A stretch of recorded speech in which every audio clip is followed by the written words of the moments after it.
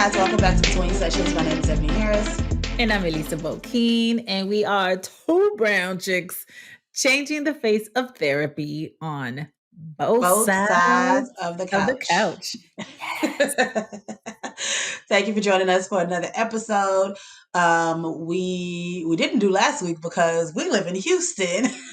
I don't know if you know what was happening.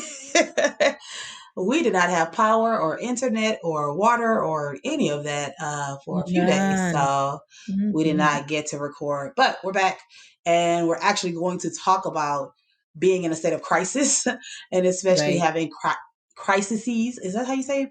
Crises. Crises. Okay. Crises. One after another. So truly like understanding we're just talking about like how to deal with that, because especially down with the pandemic and then this storm, and then of course, hurricane season is something I heard people start talking about, like, oh, that's going to be coming up in August, and if we're still in a pandemic, something like it's just a lot. So much. And then not even counting whatever you may have going on in your personal life. So just kind of understanding how to deal with multiple crises, and understanding, what could happen, I guess, if you're not making sure you're taking care of yourself in between those different things that are happening and the different traumatic events that are happening. Right. And that's the part, because I think we've been through so much. Let me take a step back. We talk a lot about how Black and brown people already, just by default, you have so much going on, and just living your day-to-day life can really be a challenge. And so the last year, 2020, there was the onset of the pandemic, civil unrest, Black and brown people being killed with no repercussions, just many things, the elections, all of these things just piling up and piling up. And it's like you're just going from one crisis to the next, one crisis to the next, one crisis to the next. And in Houston, we have a saying of being Houston strong, right? Being Houston strong, and we'll kind of keep going and keep going. And it was really interesting to me. I posted something on Instagram about going through all of this and making sure you care for yourself. And somebody had DM'd me, and they said, thank you for saying that. And they said, I'm tired of being Houston strong.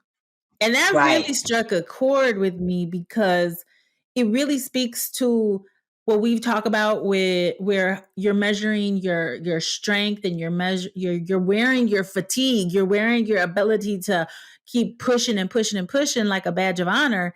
And we really don't take the time to really care for ourselves in between time, because today, when we're recording, it's Monday, it's beautiful outside. You could not tell that 1 week ago we're sitting here freezing. I mean, the day is warm. I had to turn my AC on. Yeah. And even with that, people are still dealing with the aftermath of what happened, right? Yep. And it's like that calm after the storm, where it's like, okay, we made it through it, and so you're supposed to just keep going, right? And you're supposed to just kind of like, it's the expectation probably that we put on ourselves that, all right, just jump right back into it, right? So today was a work day, or whatever, and some people still, I know I don't have hot water right now, or people have pipes burst and things but you just have to keep going because the storm is over, right? And I think that's why having a conversation about dealing with the fatigue and the stress and that comes with dealing with crisis after crisis after crisis is really important, because it's important that we learn that it's okay to take the time to deal with it, as opposed to feeling like there's this expectation to just keep going. Yeah. Right. And I think remembering the storm outside may have passed, but the internal storm that we still got going on, that we're still trying to regroup. And you said something there. You said we have this expectation we place on ourselves to keep going. And I think, yes, and that's partially because how many people are asking people to come back to work today, right? Okay, definitely. Well, streets are clear, and everything is okay here. You come on in, check in. So that's just part of the culture, right? There's no time to rest. There's no time to tend to ourselves. That's not celebrated. That's considered being weak. And we celebrate the just keep going, keep going, keep going, keep going. And what's happening to us in the interim is what's really important. Right. And obviously we love to be preemptive. We love to try to, do things to take care of you before it gets to a point of extreme emotions or feelings or anything like that. But we did want to chat about what it could look like if you were dealing with crisis fatigue, if you were dealing with just like not being able to, I don't want to say cope, but struggling with all the things that are going on. Does that make sense? Yeah. Yeah.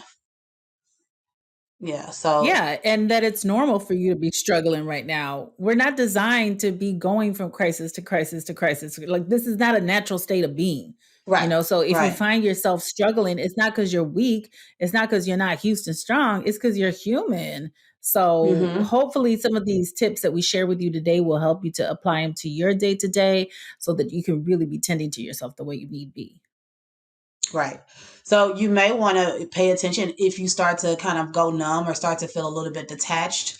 I think, especially when you have a lot going on, it's easy to kind of like shut down, right? Like, I'm not even going to deal with it, or you're just not as attached, or you're numb. That's the best way to say it. Like, and so I think it's important to kind of pay attention to that. Like, if you're starting to feel like it doesn't matter, I don't care, I can't let this impact me. Because it still does. It just means you're not necessarily dealing with it. Right. And maybe part of you jumping back in and getting back to your routine and all right, I got to go to work. That may be a way of you avoiding also maybe tending some of what has come up. Mm-hmm. So you may be struggling. You may feel that anxiety. You may feel jittery. You may feel it in your body, or you may be so disconnected from all of it that you don't feel anything at all. So that's always a tall tale, telling as far as am I really at peace with it or Right. have I just learned how to just check out?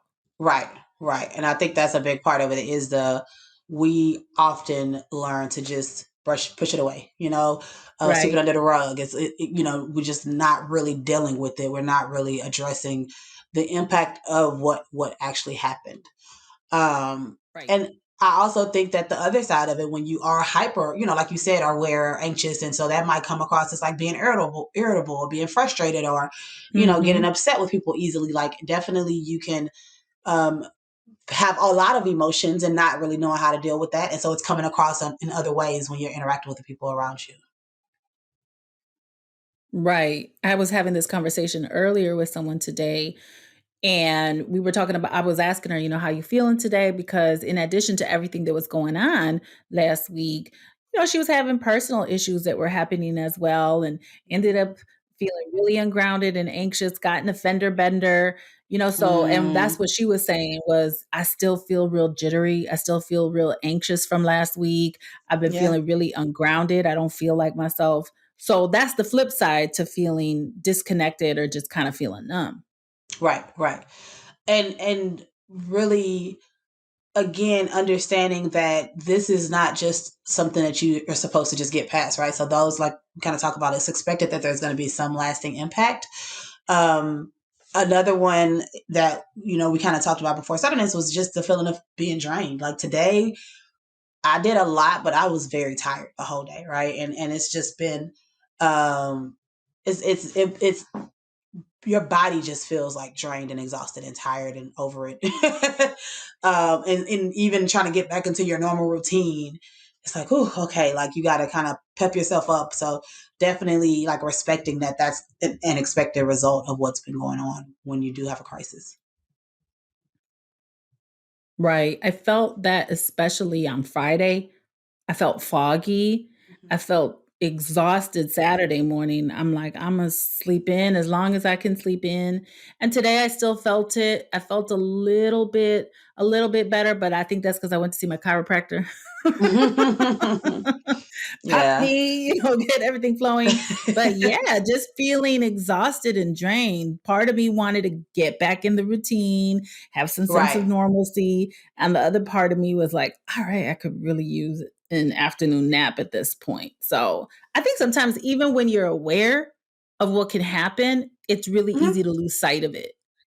Yeah, yeah. And I think that's with whatever symptoms or responses that you have emotionally or physically, it's the real struggle is when you just feel like you just have to keep going, right? And so then it's kind of like, I know I don't feel normal. I know I don't feel like myself, but that I still have to keep going, right? We still have to run businesses. Like you can't just decide, or you don't feel like you have an opportunity to really like take a break or to really like deal with it. And so I think that's where you really can see some struggle is not only am I feeling this way, I don't feel like I have an opportunity to be able to really address it or deal with it or even just rest the way that maybe I need to get past it. And especially, I think that's what everything we talked about this with the pandemic is, especially when it's kind of like outwardly, okay, everything is fine, right? We didn't have any major things, especially if you were someone who was lucky who didn't have a lot of major stuff go on. But the reality is, it could have, it can feel traumatic. It can feel like it was and that's okay. Like you can't ignore that just because everything turned out okay, right? Because going through it doesn't feel like it's going to Right. turn out okay. You have to make sure that you are valuing it and appreciating those emotions that you dealt with, even if it did turn out okay now. Right. And I believe that part of us maybe even not feeling like it was that traumatic because we were very fortunate as inconvenienced as you and I were, for example, we were still very fortunate because people did die during this. You know, there was people who died of hypothermia, people who died from carbon monoxide poisoning. Hmm. And so it makes me wonder too if part of why we don't feel the impact necessarily, not just because it didn't impact us directly in those devastating ways, but again, because we just kind of grown numb to one thing after the other, especially here in Houston. We're always getting hurricanes and we had Harvey and floods. I mean, that flood when we were just going to the office one day and it's like it's supposed to be raining Hmm. and now I am 8 hours later still trying to get home.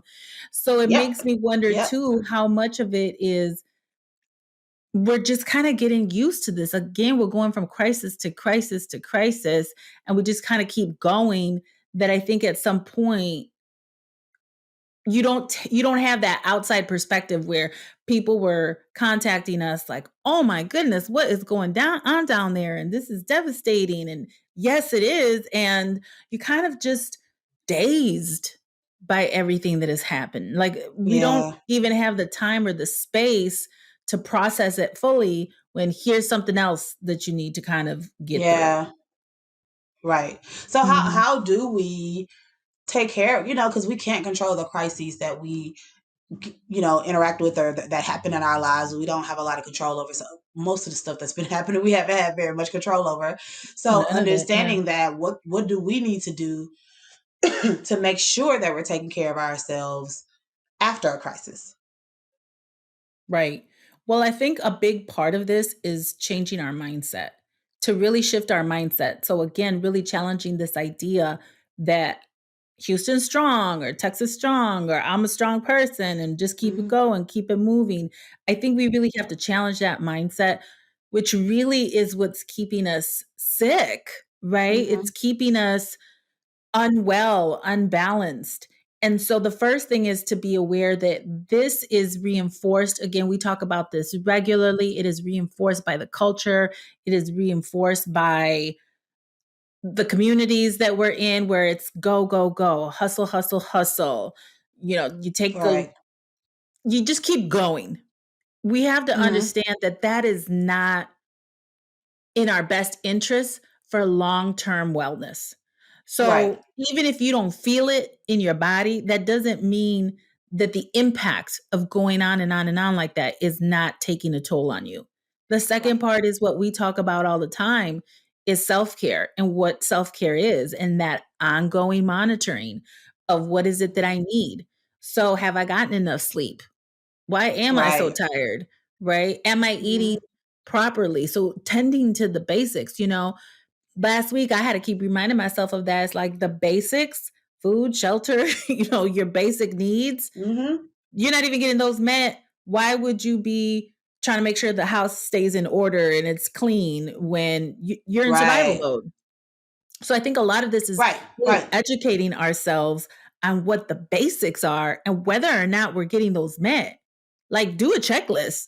Do you have this Yeah. met? will know, okay, Mm-hmm. this may be an issue. So give yourself some grace. Right, right. Mhm. I And think what tend you to said is yourself. really important. Yeah, yeah.